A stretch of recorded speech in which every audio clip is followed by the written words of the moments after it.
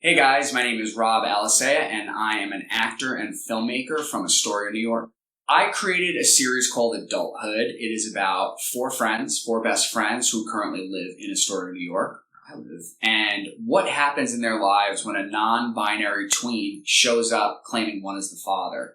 So throughout the series, you're going to see their friendship tested, also see how they grow, not just as men, but also in their careers, and essentially what happens when fatherhood, again, lands on your doorsteps. How do you unpack that? How do you deal with it? And, really help you figure out who you are through being a dad. Man, as I think back to being a kid, I would say probably around 7 or 8 years old. I was really energetic, and my mom had actually signed me up to the local public library's reading program. And not only would we read stories, but we also act them out. And I just found it so fun, and it just gave me this charge that, no other kind of sports or really any activities I had done up until that time had given me.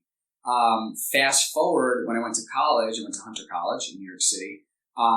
Again, I got to actually take a real acting class, and it was my first time actually, really studying the craft of what it means to be a performer. And from that moment, I was hooked. And, lastly, I had an amazing professor, Professor Rutenberg. If you're seeing this, thank you. You were the first person who honestly told me I was good at something and really encouraged me to pursue it. So I owe a lot to you. I guess my most awkward moment was, sort of on set, but sort of post set.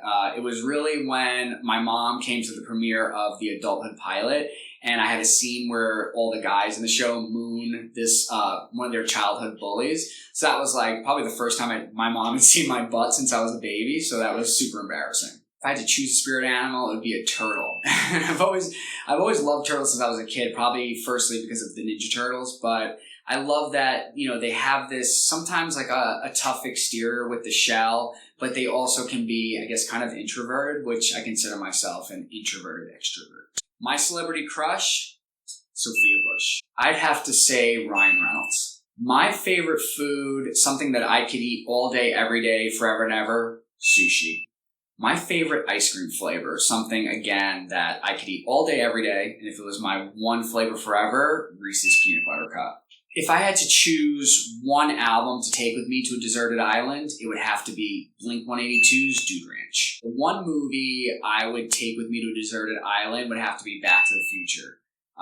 It's like, I think it's the first movie I ever remember watching as a kid. My mom actually told me later as I grew up, I think I had like my video store's all-time history of rentals. I must have rented it like 300 times. And back then you couldn't buy videotapes as easily, so we just kept renting it. Anything romantic comedies, like I am a weepy baby. But I would say if I had to narrow down, I cannot get through the movie Ghost without shedding a tear. I've always loved Patrick Swayze. I think he's just incredible, and just the work that he did with Demi Moore in that film, it really always hits me in the heart. So yeah, that's definitely one that I've probably been watching for, like 20 years now, and I can't get through without crying. Oh, in terms of an older series, The Twilight Zone. For me, I own every episode. It's something that I can watch literally from episode 1 till the end over and over. And I think it's some of the best storytelling, which has inspired just so many writers and filmmakers today. And then currently Ozark. For me, I think it's one of the best dramas on television. From the writing to the cinematography, the acting, storytelling, I'm obsessed, and I'm a huge Jason Bateman fan. He's awesome. Patience and self-confidence. I guess it's kind of two.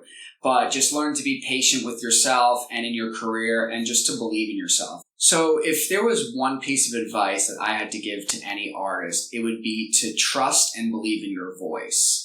Know that whatever it is that you have to say and where you come from and whatever comes out of your soul and from your heart, it is a story that's worth telling, and there is absolutely at least one, if not many people who are dying to hear that story. So just get it out there.